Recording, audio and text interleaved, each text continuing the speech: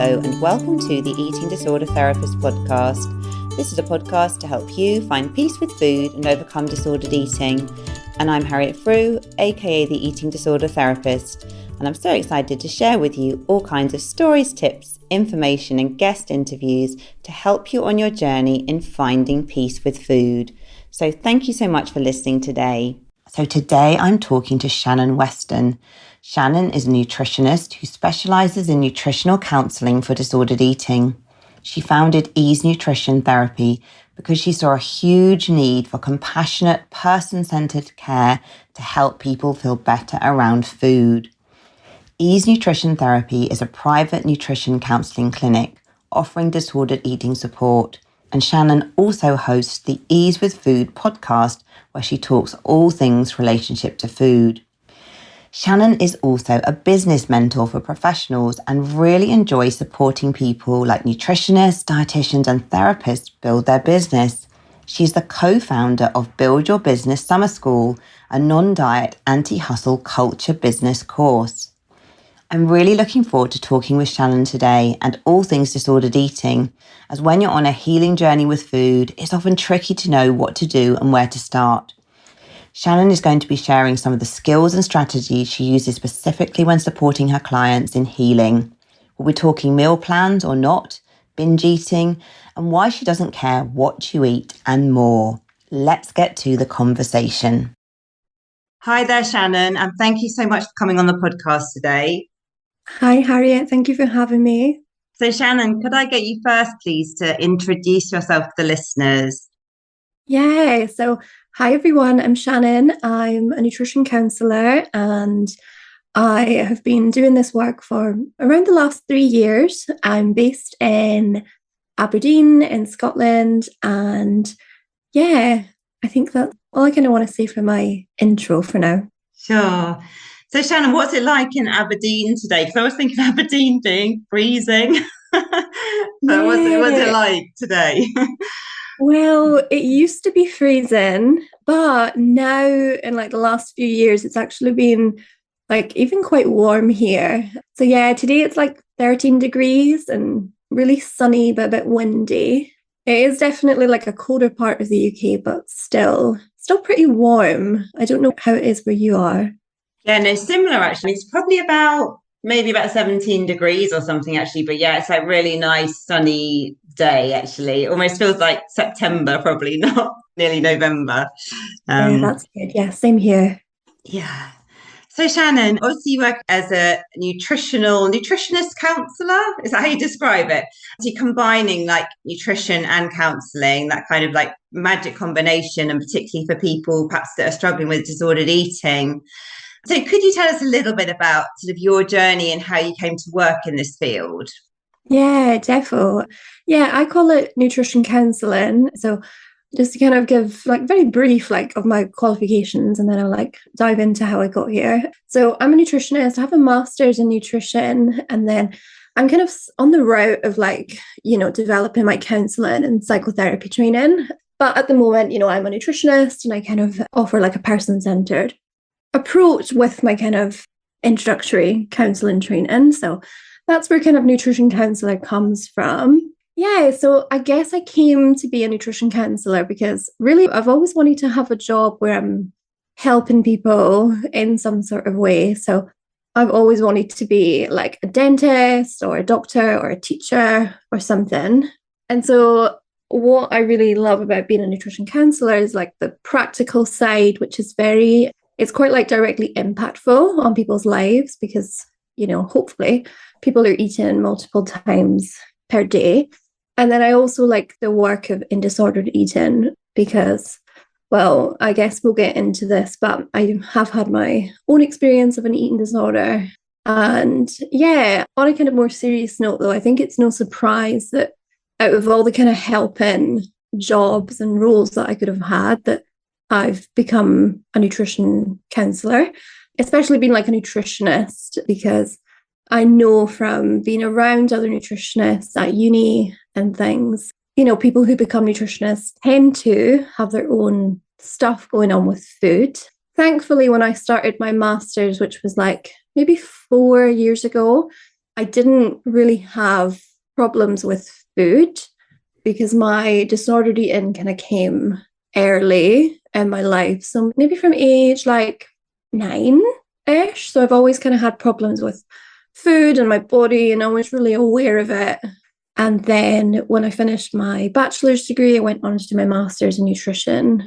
So yeah, that's kind of how I came here, from one, wanting a kind of helping job, two, kind of being in the field of like wellness. And I was very big on, Instagram when it was all clean eating and all this kind of stuff. And yeah, and then I think just kind of having an interest in relationships to food. Yeah, that's kind of how I came here. I think quite similar to lots of people who are in this, disordered eating and eating disorder space. Yeah. Well, thanks for sharing that. And it sounds like, so today in your practice, do you specialise in working with people with disordered eating? Is that sort of where your main focus is? Yeah. So I've been really lucky to have quite like a thriving private practice for the last 3 years. And I only work with people with disordered eating. I do a little bit of work with, like, if someone I'm working with happens to have like, high blood pressure, PCOS, gut problems, like we'll work together on that too, but only if that kind of comes alongside their relationship to food.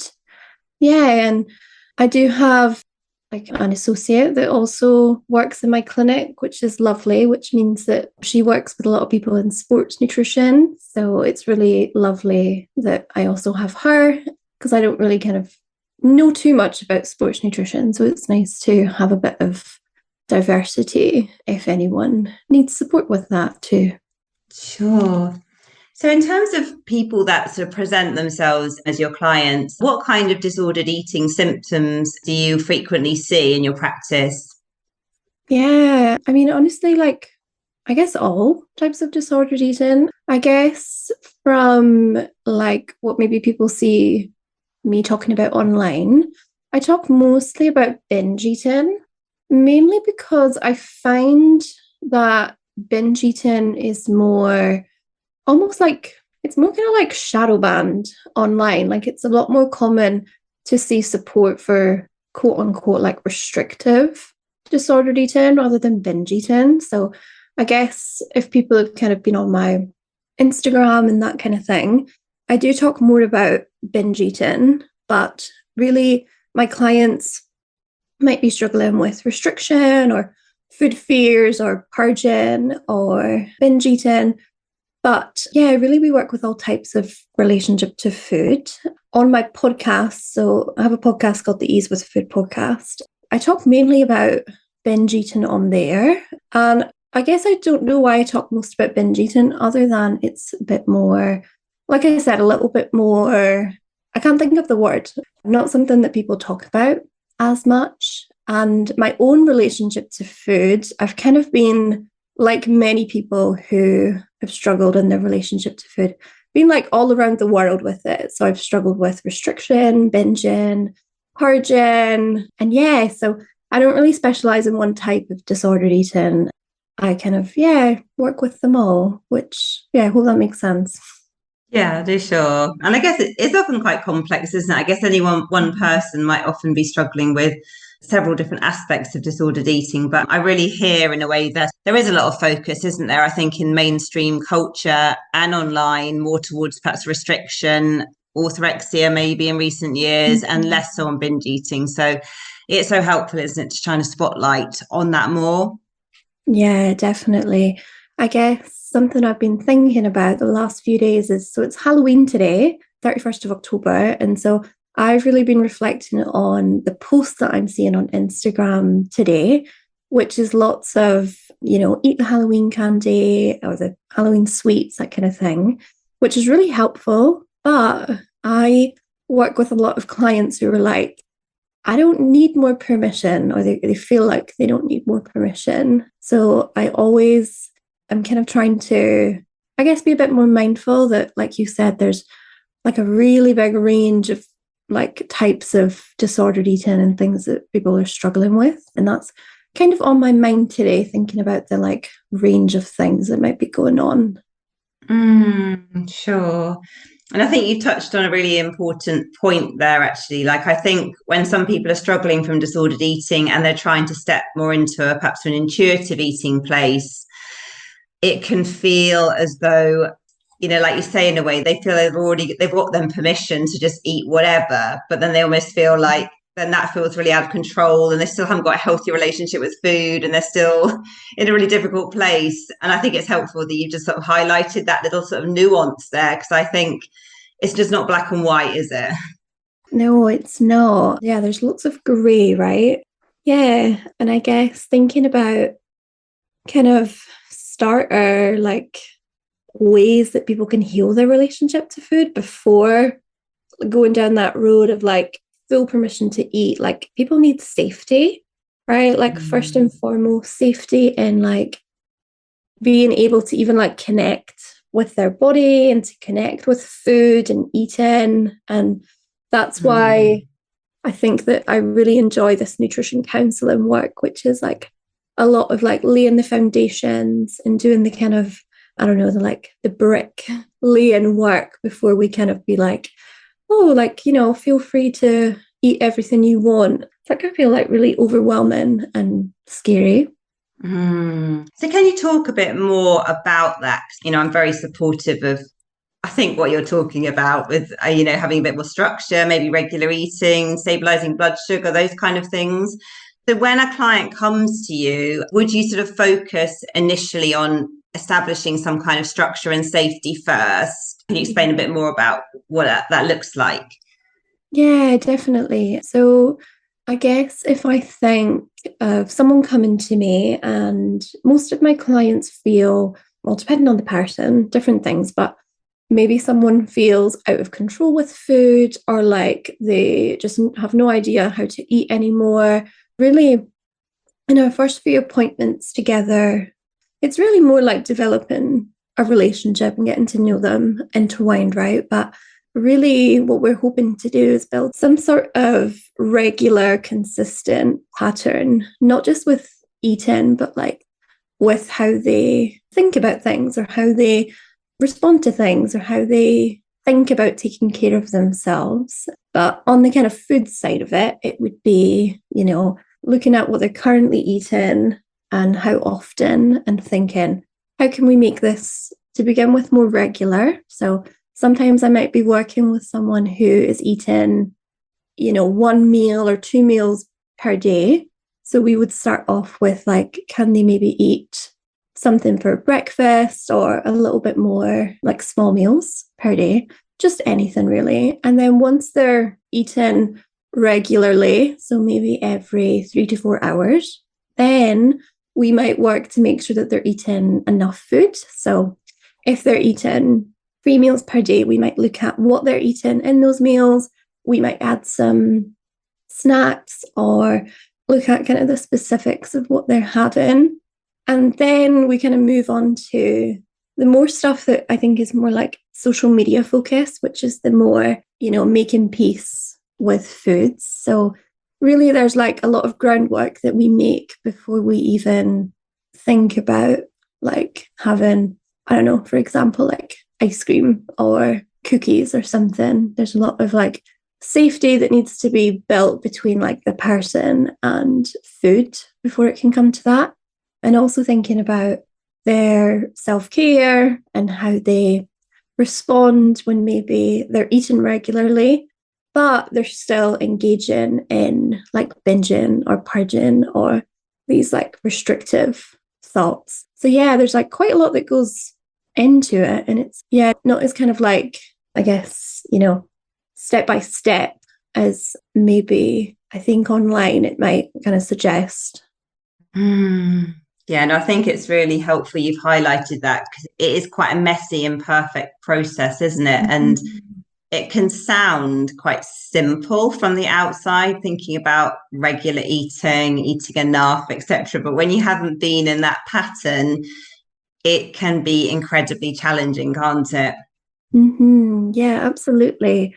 And even I'm thinking about clients that I work with, like it can be challenging for loads of different reasons. Like it can be challenging to fit it in on like their schedule, or even just like logistically, like maybe they have like a really busy life. Or I work with quite a lot of people who are living with, conditions where maybe they can't tune into themselves, or where they feel like they can't, when they can't tell their body's needs. And so there's a lot of work that we can do there. And, or even from a kind of relationship to food perspective, it might be like fear of weight gain, fear of eating too much, fear of like being even more out of control, or fear of still binging even when they're eating more. So even in just something simple like just eat more regularly, like you said, it's a lot more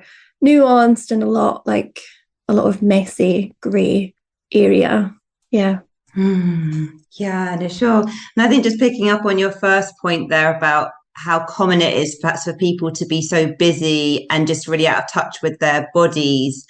I'm just thinking, I'm sure like for you and I, like I would never sort of think now about missing a meal. I like absolutely prioritize that as part of my self-care. And that's like such a built-in habit now. But I know for so many of our clients, they are sort of in striving kind of fight flight kind of mode, aren't they? Like really busy on the hamster's wheel, and eating isn't often a priority. So they're often like getting over hungry, missing, not being tuned into their body, missing those sort of essential cues. It can just be a big adjustment, can't it, to almost start to have permission maybe to allow yourself to prioritize eating and to really take care of yourself in that way with food, and I guess in other areas of life as well. Yeah, absolutely. Yeah, absolutely. And yeah, you're right. I do like try to prioritize eating and, taking care of myself. But even for me, who's like, job it is, right, to do this, it's still sometimes a bit difficult. Or sometimes it's like, oh, I'll finish this before I, eat, or before I have a break. So I think I always like send compassion to people that it must be even tougher, right, when it's not like you're part of your job. And yeah, I always think, well, it depends on the person, right, and their life and what they kind of want from our work together. But I think really helping someone develop like their own routine with food that's not just like, oh, you need to eat because the clock tells you to, but maybe, setting an alarm or doing a little sticky note or something to remind them to even just check in with how they're feeling. Something that I really notice is when someone is like adequately nourished, their body often doesn't let them not eat. So it's like a little bit of magic that I think happens in the body, which is where people with like healthy relationships to food, I think it's often really difficult to ignore their body and like their body's hunger cues. So I always kind of watch for this light bulb moment that comes on when a client's like, they've been eating regularly again and eating enough. And at some point they say, I don't even need to like try to make sure I'm eating anymore because my body like almost kicks in and it makes me. But until that happens, I guess, yeah, using like a sticky note or a little alarm or something. And also bearing in mind, like sometimes you are a bit unconnected and some people might be a bit more unconnected in themselves. But yeah, I like the idea of just checking in kind of frequently and yeah, waiting for that like light bulb moment, I think, when the body kind of takes over and it's a little bit more intuitive. So Shannon, do you give your clients meal plans, or is it more of a kind of guidelines that you provide them with and it's more of a kind of collaborative process? Or can you just talk a bit more about that? Yeah, this is a good question.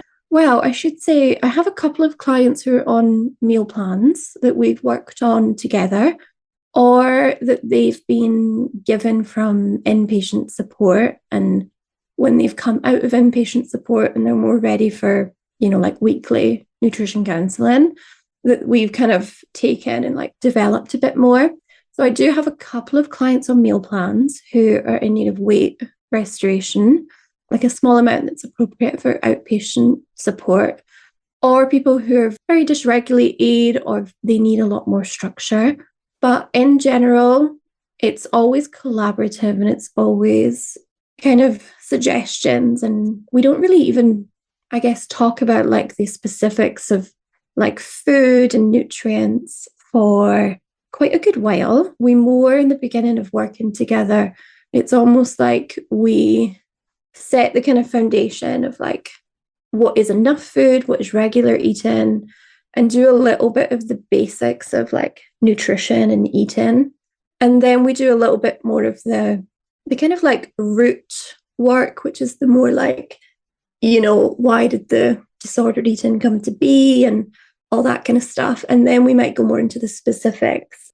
But yeah, I guess more collaborative, but if someone needs a bit more structure and a more like prescriptive meal plan, I do offer this, but only when it's like appropriate and needed, because you can't be on a meal plan forever because it's not making way for like spontaneity and your appetite on a daily basis. And yeah, it's not really giving way for like normal, healthy eating. And what I find is the people who have been on meal plans, they usually tend to wean themselves off of it at a certain point, which I think is like a really lovely moment where someone can like just really like feel their body and feel what their body wants and what it feels like eating. Always bearing in mind that they might have been someone who needed to weight restore. So their weight might be like monitored by their like family or GP or me, someone like that. But yeah, hopefully that answers it in like a roundabout way. Yeah, and I think it's really helpful, isn't it? And just really clarifies perhaps that a meal plan can be such a helpful, or for some people, it can be such a helpful stepping stone, can't it? And provide that safety and structure. But as you're saying, really, like you don't want to be tied to the meal plan forever, because that would probably really reduce your freedom around food, wouldn't it? Yeah, absolutely. And I guess I just want to like clarify, because when I say a meal plan, I mean like a meal plan for like eating disorder or disordered eating recovery. And in my kind of experience, this is more for, like I said, people who are weight restoring. But I would never give like someone who's struggling with binge eating meal plan. And I'm bringing this up because I have a podcast episode about meal plans and binge eating. I often get inquiries from people who are like, I'm really struggling with binge eating, like I really need a weight loss plan or a meal plan. And we both know that those are like completely different things, like a healthy eating plan versus like a weight restoration meal plan. They're totally different things. So yeah, I would never prescribe one of those, because again, those are just kind of taking someone out of their like intrinsic body needs and probably bringing more food rules in and probably ultimately going to make binge eating worse. So yeah. So Shannon, I think you've also got a podcast episode called, I'm probably going to get this wrong, but it's from my memory when I was having a quick like look over your, all your different great resources. But you had an episode called something like, I don't care what you eat. I hope I remember that correctly. But could you say a bit more about that as well? What you mean by that? Yeah. So it's called I'm a nutritionist who doesn't care what you eat, or something like this. Yeah. I always, when I start working with people, I think they expect me to be really like black and white with food and very much like, oh, what have you been eating today? Let me give you a rating out of 10. And even though I think they know that I'm not going to be like that from, like my Instagram and my website and things, but I think that there's like a really big thought that people like nutritionists and dietitians, that we're going to be like really like invested in what someone eats. And actually, what I really care about is like how someone feels about what they eat and how someone feels in their body. I'm not like one of these nutritionists that even like thinks they know how food would feel in someone's body. So I see online quite a lot kind of statements like, oh, I'm sure that eating 2 donuts or whatever amount of whatever food, like, oh, I'm sure that wouldn't feel good in your body. But like, I don't even know how something would feel like in someone's body. Because personally, like, I know that if I were to eat something that someone would class as, I don't know, less healthy or less nutritious, oftentimes, like, it doesn't really like affect me and it doesn't make me feel, you know, sluggish or I don't know, whatever kind of words people might think. So really, like, ultimately, I'm all about hearing how food feels in someone's body and how they think of it, and also like people's culture and their background. So I'm from the UK, but I grew up with like food that's like a bit different from like what some of my colleagues in this work eat. So I grew up in Fife in Scotland, which is a lot more of like fried foods. So we have things like fried Mars bars and like fried pizza and things like that. So I don't know, I just feel like that's quite random to talk about, but I just feel like keeping in mind like the foods that people grew up with and the foods that they like really enjoy and are comfortable with. So yeah, that's like more what I care about rather than like the minute details of what people eat. And yeah. Well, it makes a lot of sense. I think it's really important, isn't it, to get back in touch with the foods we really love and those foods that perhaps are associated with nice childhood memories or comfort or celebrations, or, you know, it's all really important, isn't it, to be able to allow all those foods. And I love how you're talking about noticing much more about how foods make you personally feel and not assuming how your experience might be the same as someone else's. Yeah, absolutely. Yeah. And I'm even thinking back in the days when I was eating, you know, more clean eating kind of style food, on the outside, I was eating like lots of, you know, proteins and lots of vegetables. But really, like on the inside, I felt dreadful. And, you know, people would look at me and think that I was eating perfectly and also healthy, but actually I was eating foods that gave me like a lot of digestive problems, or partly the food, partly my probably lack of enough food. But yeah, so like certain foods, it really depends on the person and their relationship to food and really how it reacts to them. Yeah. So, Shannon, once you have a client who's a bit more comfortable with their eating, maybe they've got that safety and structure in place, they're starting to introduce gradually maybe some of their old forbidden foods, becoming a bit more peaceful with food. What other kind of interventions do you use in your practice that are perhaps more along the sort of psychological, emotional side of things? Yeah, this is a good question. So it really depends on the person. So, like I said, at the moment, like as of now, my, you know, psychotherapy and counselling training is very, you know, introductory, very minimal. So if I'm working with someone and it comes to be that a real root of their eating disorder or disordered eating is really rooted in trauma, traumatic experiences, then we would probably maybe pause our work and maybe make room for them to see a psychotherapist so that they can really work through like events related to their disordered eating. I'm planning on at some point in the next couple of years, I'm not sure when, doing more psychotherapy training to, you know, become someone that can help people with this. But at the moment, we would kind of refer on and make room for this. But yeah, really the work that I'm doing with someone, once they've gotten to the place of regular eating, we really then work on the more, you know, self-care and the more grounding techniques. So it might be that someone is finding themselves like whenever they're lonely or bored or tired, like maybe that's when they're reaching for certain foods. So we might work on things like distraction techniques or helping them with their self-care or helping them with their kind of daily routines or their schedule, that kind of thing.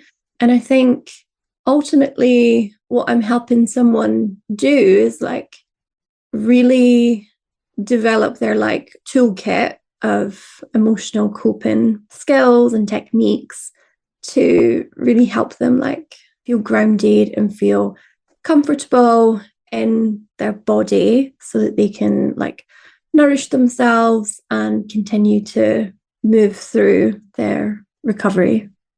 No, thank you for sharing that.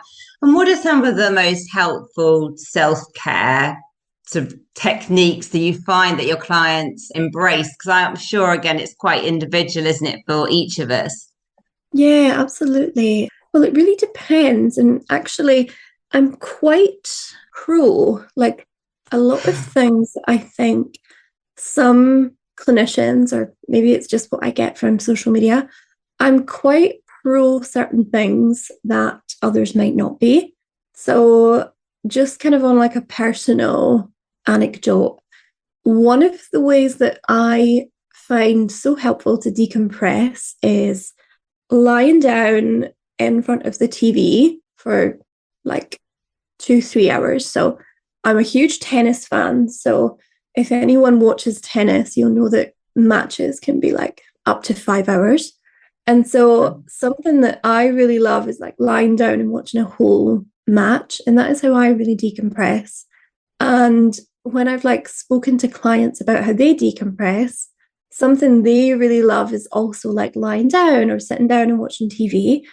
There almost seems to be like a bit of guilt associated with it. So when I think of like self-care practices and like decompression strategies, I'm always really curious, like for them to think of the things that they really enjoy, but they feel a bit of like guilt or like they shouldn't do. So like watching TV, or like even when it comes to food, like, you know, going out to a restaurant or having takeaway, or like sitting down watching a film with like a chocolate bar, something like this.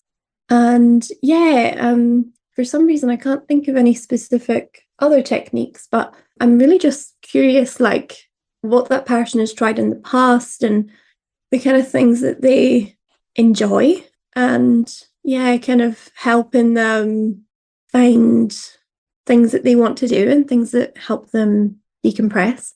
I'm not sure why I can't think of anything specific, but yeah. Well, I think it's really helpful, actually, Shannon, what you just talked about there, because I think it's about really getting into that. I like the decompress word, but really getting into that zone, isn't it? Where you really are self-caring, self-soothing, you're properly resting and switching off.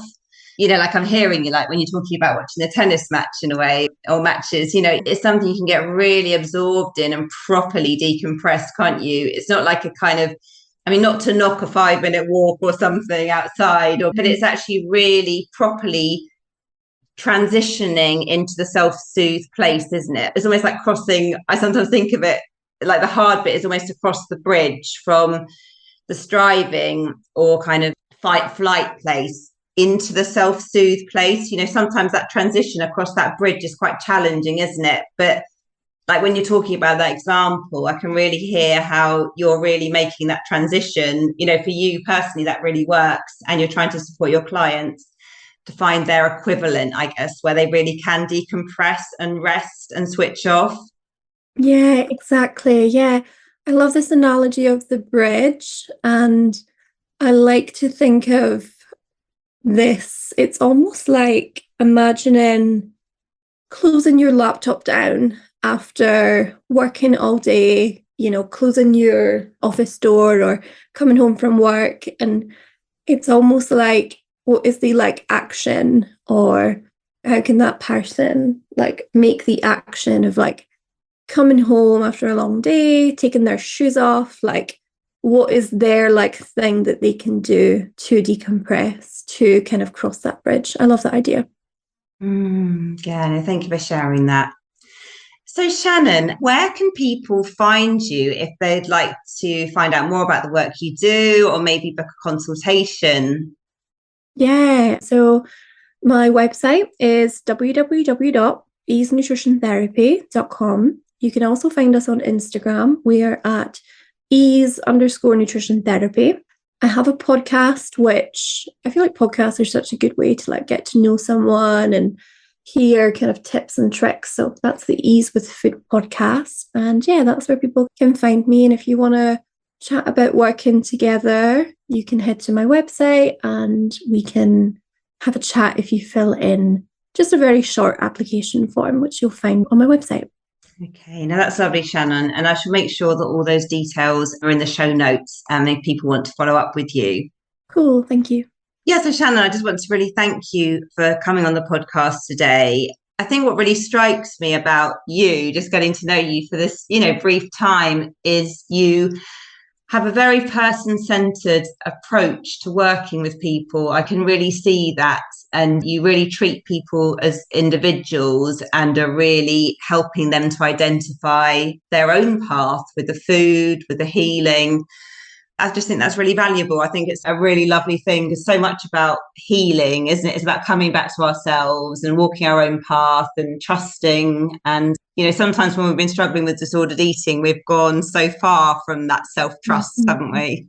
Yeah. Oh, well, thank you so much for saying that. It's really lovely to hear. Yeah, and I totally agree. I know that it's it can feel really scary and really unknown to be on a path to kind of, finding a way back to your own values and things. But yeah, I guess that's actually the kind of message that I want to be kind of bringing across. So I'm really glad to hear that kind of feels like how it is. So thank you. Thanks, Shannon. So I hope you enjoyed this conversation just as much as I did, and do go and check out all of Shannon's details in the show notes. If you're not following me already, do seek me out on Instagram at the eating disorder therapist _. And for further support with your relationship with food, do go to the eatingdisordertherapist.co.uk. If you enjoy this podcast, I'd be so grateful if you would follow, rate and review, as it helps it reach so many more listeners. Thank you so much for listening today, and I look forward to sharing another podcast episode with you very soon.